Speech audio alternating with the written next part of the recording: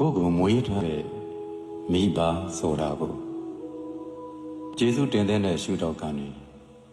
ကျေးဇူးတင်ကြည့်ကြမယ်ဆိုရင်ကိုငယ်ဘဝကိုခန္ဓာကိုမသိနိုင်တဲ့အချိန်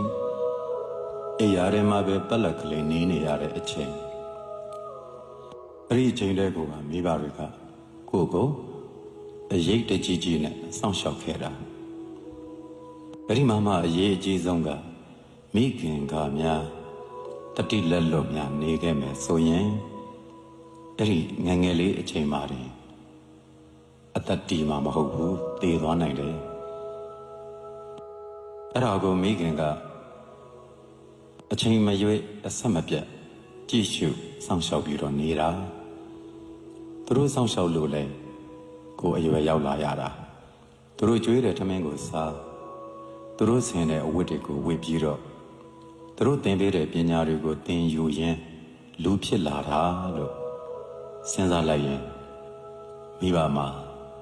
ကျေးဇူးတင်စရာအကွက်တွေအများကြီးပဲ